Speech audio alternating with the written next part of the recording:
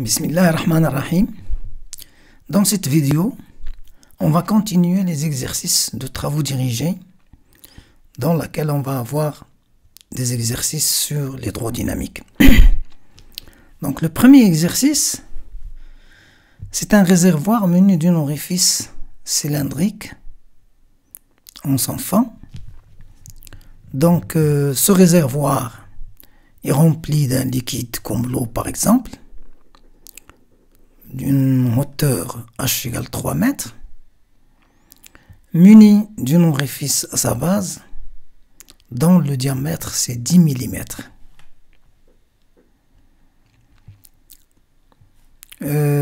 Première question, en précisant les hypothèses prises en compte, appliquez le théorème de Bernoulli pour calculer la vitesse U2 à la sortie de l'orifice.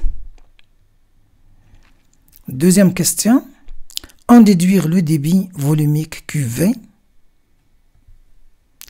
en litres par seconde à la sortie de cet orifice. On prendra G égale 9,81. Donc ça c'est l'énoncé. La première des choses c'est de faire un schéma de l'exercice. Donc voilà.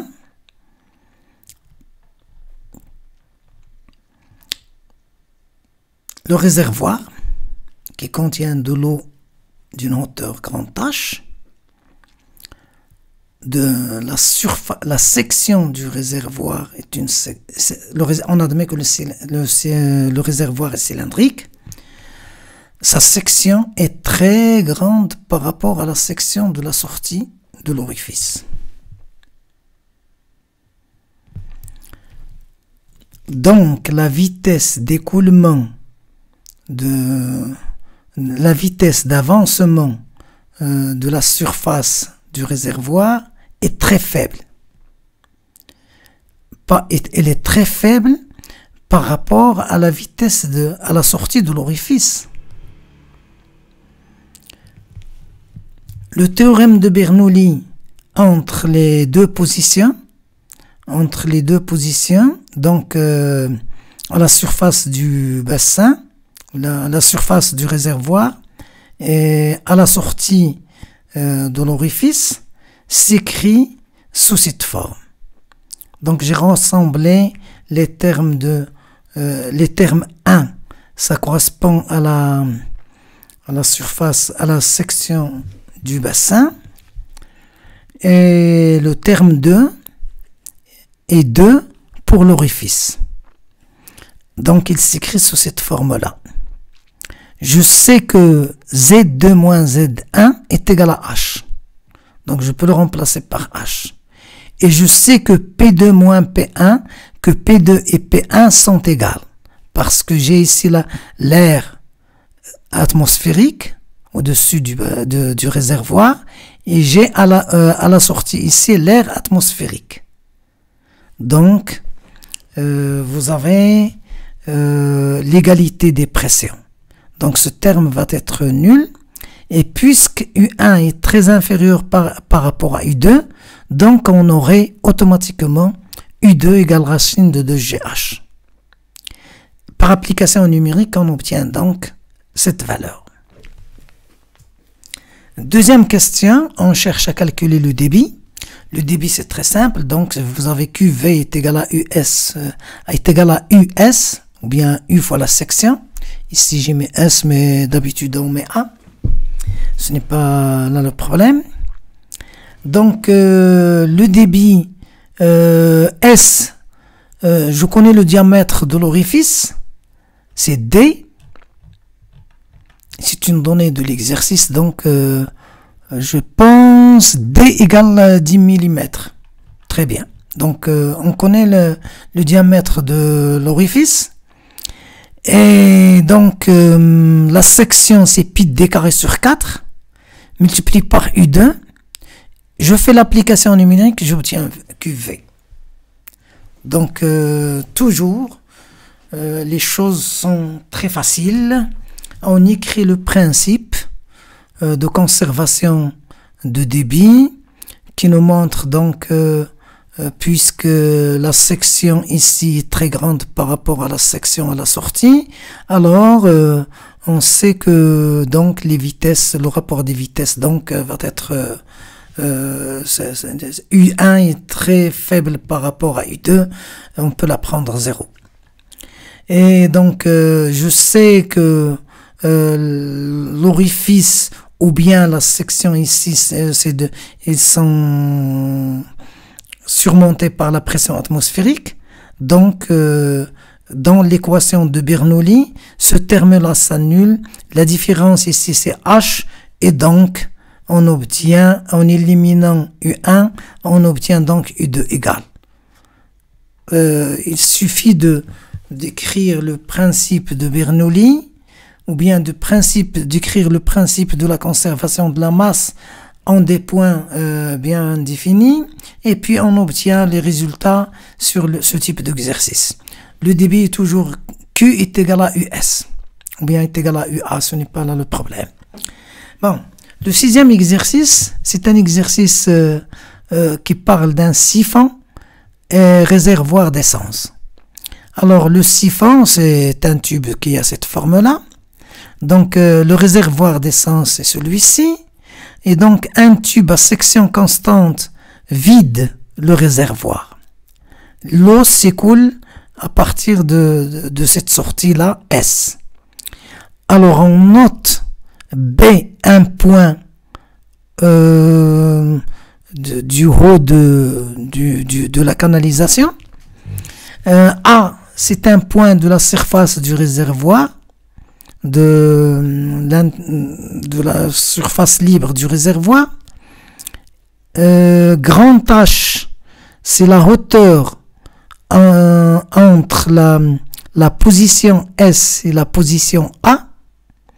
Et petit h, c'est la différence entre la position B et la position de la surface libre du réservoir. On met l'axe Z orienté vers le haut. Donc, je note ici ZS, et là c'est ZA, et là c'est Z au point B.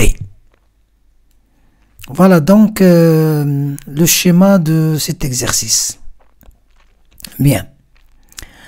Alors, on considère un siphon alimenté par un réservoir d'essence de grande dimension. Le réservoir donc a une grande dimension, c'est-à-dire que la section A ici est très grande par rapport à la section à la sortie de la canalisation. Très bien. Bon, alors on va voir la figure. On admet que le fluide est parfait, c'est-à-dire qu'on peut appliquer la relation de Bernoulli. Le niveau du fluide dans le réservoir varie lentement, c'est-à-dire que la vitesse ici est une vitesse très faible. L'accélération de la pesanteur, c'est 9,81. Le poids volumique de l'essence, c'est Roger égale 68,96 newtons par mètre cube. Là, le grand H est égal à ZA moins ZS est égal à 2,5 mètres. Donc ici, c'est les données du problème. Bien. Les questions. En appliquant le théorème de Bernoulli entre A et S, entre A, c'est-à-dire la surface libre du réservoir, et la sortie S, calculez la vitesse d'écoulement US dans le siphon. Deuxième question, en déduire le débit volumique QV dans la canalisation. Très bien. Donc, le théorème de Bernoulli entre A et S donne cette équation-là. Et comme PS et PA sont égales, donc ces termes-là vont s'annuler. Et comme ZA moins ZS donc, est égal à H, à grand H, alors on obtient donc US est égal à racine de 2G grand H. Application numérique, US égale 7 mètres par seconde. Le débit, donc c'est U fois S. On connaît le diamètre, donc pi d carré sur 4, c'est la section. Donc, et je calcule donc le débit volumique. Quand je calcule le débit volumique, je dois le traduire en litres par seconde. Sachant qu'un litre, c'est un décimètre cube. Et les minutes, donc, si on demande de calculer ça en minutes, ce n'est pas demandé. Donc, qu'est-ce qui est demandé dans la question? Calculer le débit, en déduire le débit volumique. Bon, ce n'est pas signalé, mais de toute façon, ce n'est pas grave. Alors, donner l'expression de la pression au point B. Le point B, c'est ici. Donner l'expression de la pression P au point B en fonction de H, grand H, ρ, G et la pression atmosphérique. Faire une application numérique pour H égale 0,4. H peut-elle prendre n'importe quelle valeur? Justifiez votre réponse. Donc voilà la troisième et la quatrième question. La troisième question, on nous demande de calculer la pression au point B. La quatrième question, c'est de regarder les valeurs de H. Est-ce qu'ils peuvent prendre n'importe quelle valeur? Très bien. Alors, le théorème de Bernoulli entre B et S, donc, s'écrit sous cette forme-là. La pression au point S, c'est la pression atmosphérique. ZS moins ZB, ou bien ZB moins ZS, est égal à H plus grand H. La vitesse au point à la sortie du tube est la même que celle au point B, parce que le tube est à section constante. D'où on obtient donc PB égale pression atmosphérique moins ce terme. Par application numérique, on trouve 0,8 bar. Très bien.